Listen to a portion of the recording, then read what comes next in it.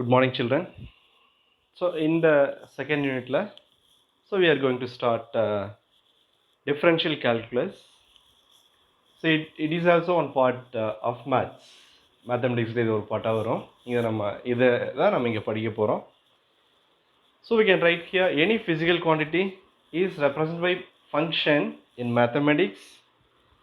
So, here the example. Suppose நம்ம டெய்லியும் ஒரு டெம்பரேச்சரை மெஷர் பண்ணிட்டு இருக்கோம். டுடே 12 o'clock எவ்வளோ, 2 o'clock எவ்வளோ, 4 o'clock எவ்வளோ, 6 o'clock, 8 o'clock. The next day, for 2 days we are comparing with our records.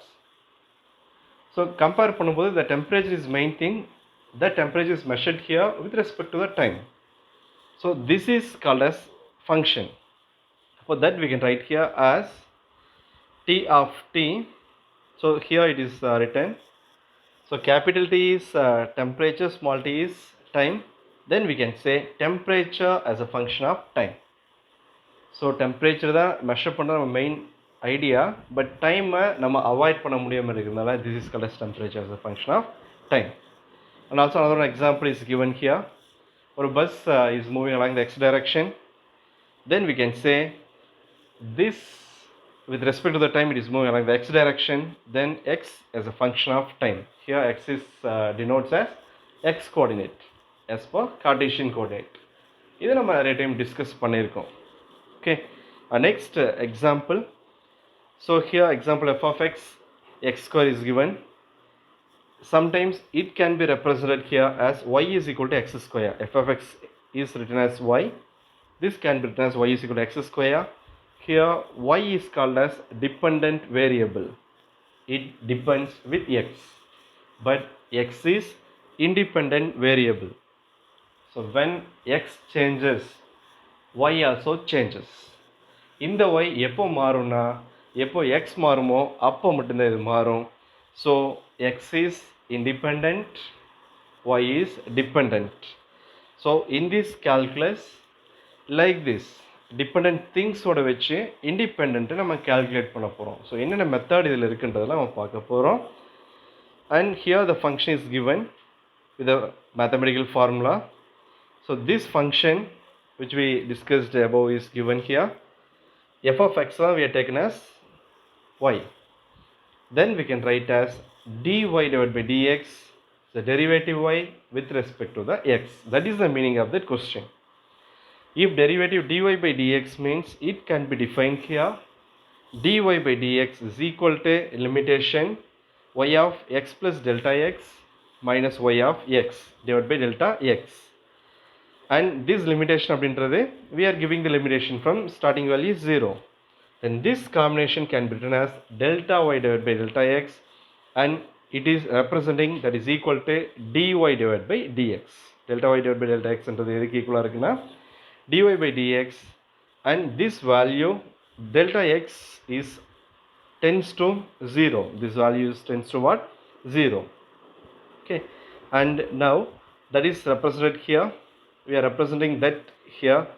The small is taken, small value is taken along the x-axis, and along the y-axis we are drawing the curve for the given value. So in this curve we are chosen only small area. For this small area we are getting the dependent versus independent, that is given here, and we will see some examples. Example 2.18.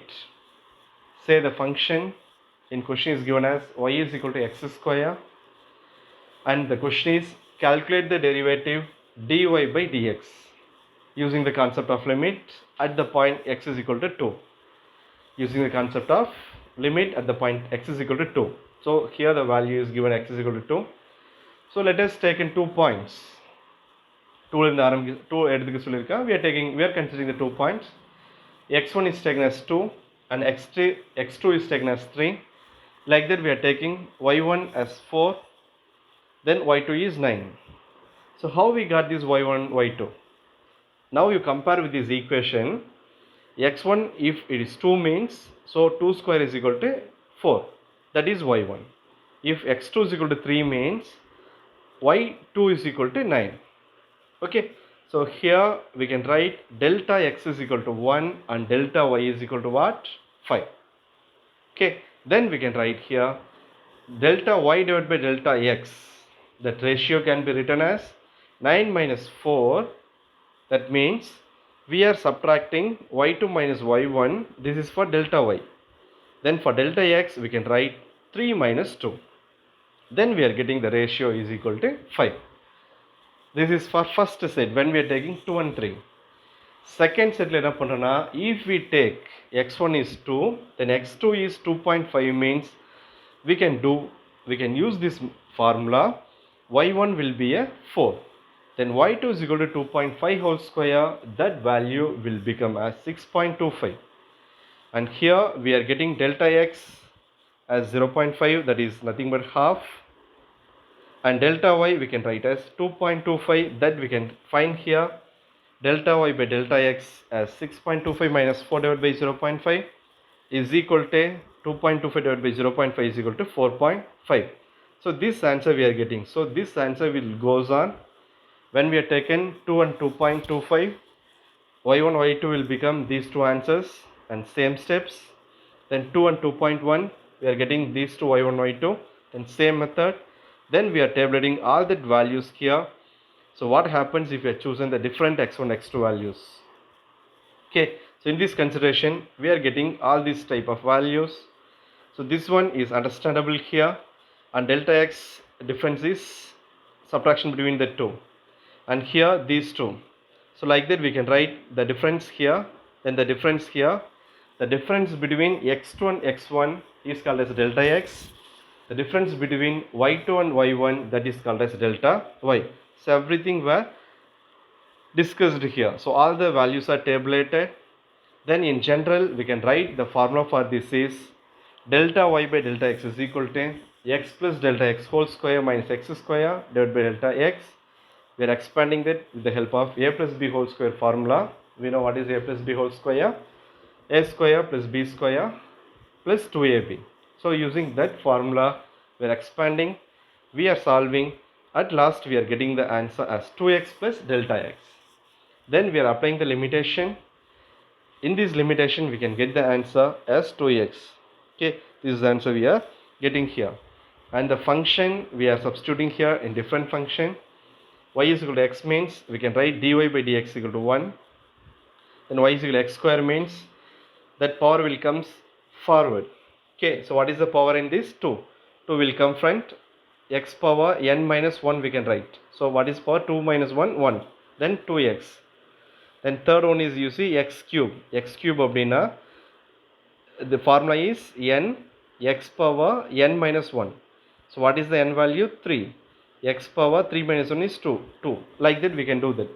That formula is given here. Okay, so using that formula, first 3 terms is written and some other fixed formula. Y is equal to sin x means dy by dx can be taken as cos x. And y is equal to cos x means dy by dx can be taken as minus sin x. Then y is equal to constant means dy by dx will be taken as 0. If y is equal to ab means we can write dy by dx equal to a db by dx plus, then we can take b is constant, then we can take as dA by dx. So in this step first a is taken as constant, a is considered as constant, plus then b will be taken as constant, then the rest equation can be written here. Okay, so in physics when we are using velocity, speed and acceleration, that derivatives, all the derivatives will be taken with respect to the time, and that will be discussed later. Okay, and now we'll check example 2.19. So in this example 2.19 we can find out the answer. So what is the question is, find the derivative with respect to t of the function x is equal to a naught plus a1t plus a2 t square, and where we have to prove, we have to find the derivative with respect to t. A naught and a1 a2 are given as constant here. So what is the variable then? T is variable. So here will be taken the independent variables are t, that is variable, and dependent is x. Then we can write this question, the required derivative dx by dt is equal to, see here in this first step, this a naught, it does not contain with any independent. Okay, there is no t, then it will become, it is constant, then it will be taken as 0. and here only one t is there. What is the power of this t? Is 1. Then formula is n x power n minus 1. So power is 1, n is here t. What is the power? 1 minus 1 is 0. Then it will become 1. Then we are writing here as a1. Then plus, and see the third term, this term we can write here, n will come forward, 2a2 t power 1.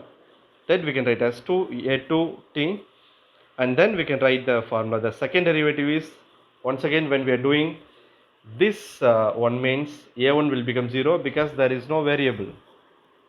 Okay, only constant is there, and second term will become 2a2. This is answer for this. So like that we can do. So using the continuous practice, with the help of some ideas, we can do these sums easily. Okay, next is integral calculus. This is also one part in maths, so it is based on maths. So when we are getting the irregular shapes or some curves for the known values, we can draw the graph. After drawing the graph, we can find out the area for the small area, like a shaded area which is given in this figure. See, it is shaded here. This shaded can be find out with the help of integral calculus. And see here, in second one, first one is rectangular, it is a regular shape, and this is irregular shape. So how to find the area? So for that we are using this type of method. See here, suppose if it is perfect area, that means regular area, means we can apply the formula very easily because we having the formula for area. And now if irregular, means we can follow like this. Using figure 2.30, we will choose the small area, then we will find for that, then small one, small one, small one.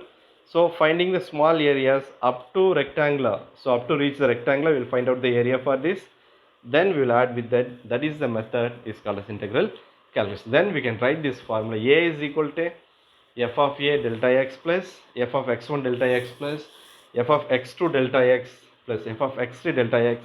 So after finding the value, we can get answer for this area of this irregular. So that is given here. With the help of summation or sigma, we can write a is equal to sigma n is equal to 1 to n f of xn delta x. That here substituted from the starting value to n value. Capital A is equal to integration a to b f of x dx.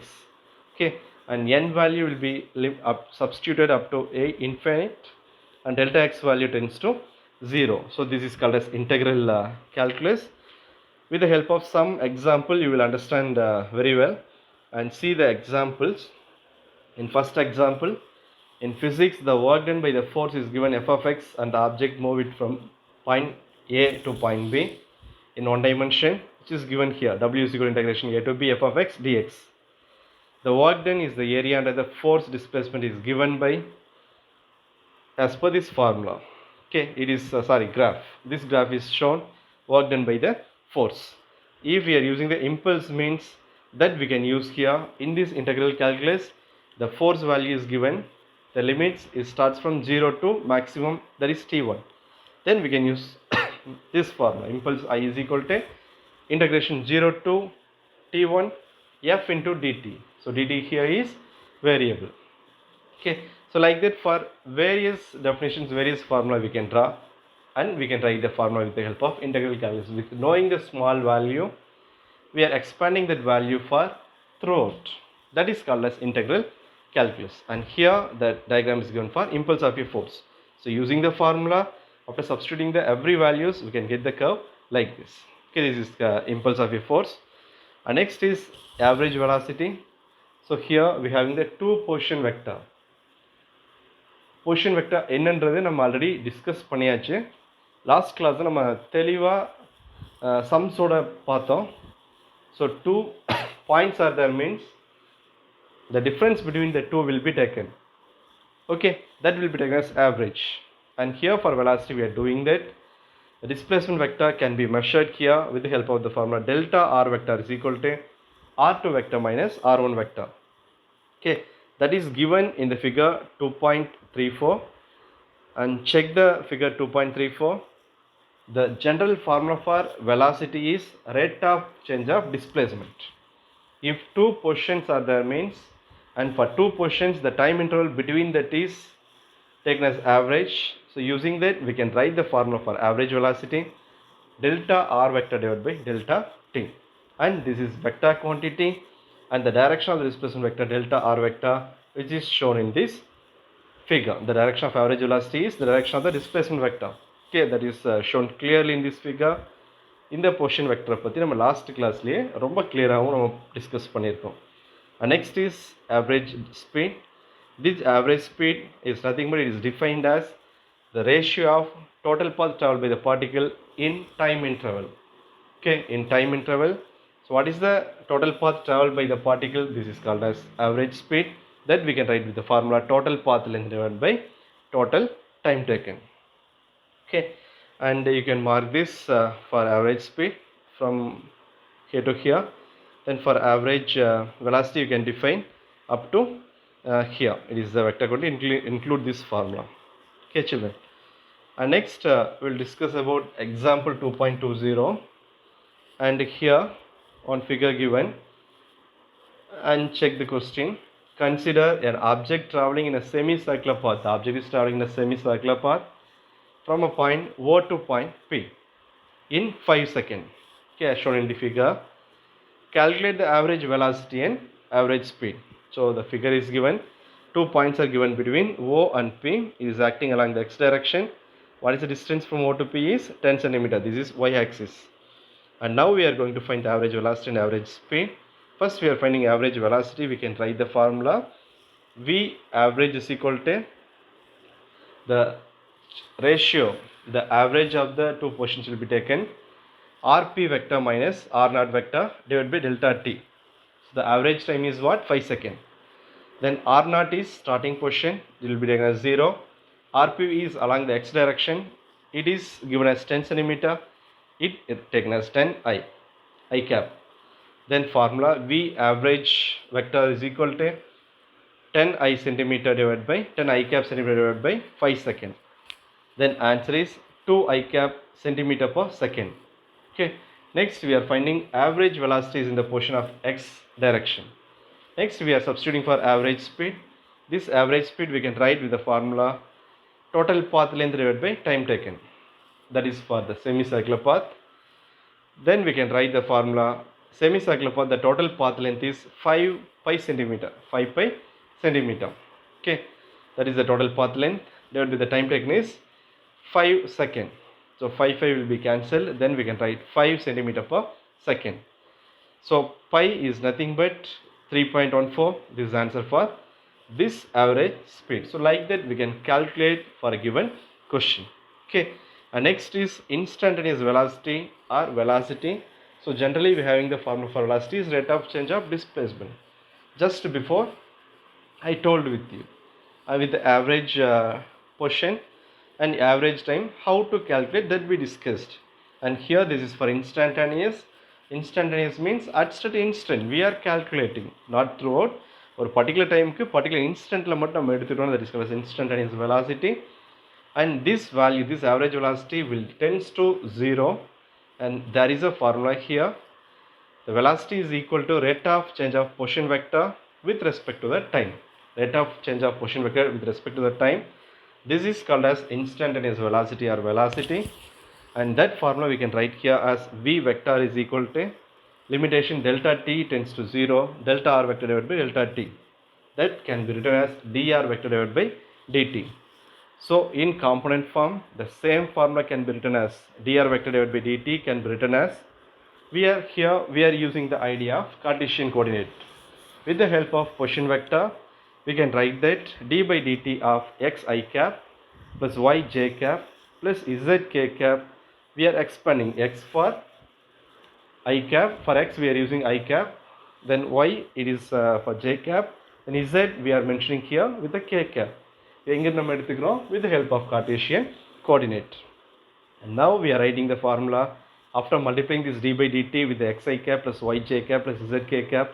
We can write the equation dx by dt I cap plus dy by dt j cap plus dz by dt k cap, and here dx by dt will be taken as vx, means it is component of x component of velocity.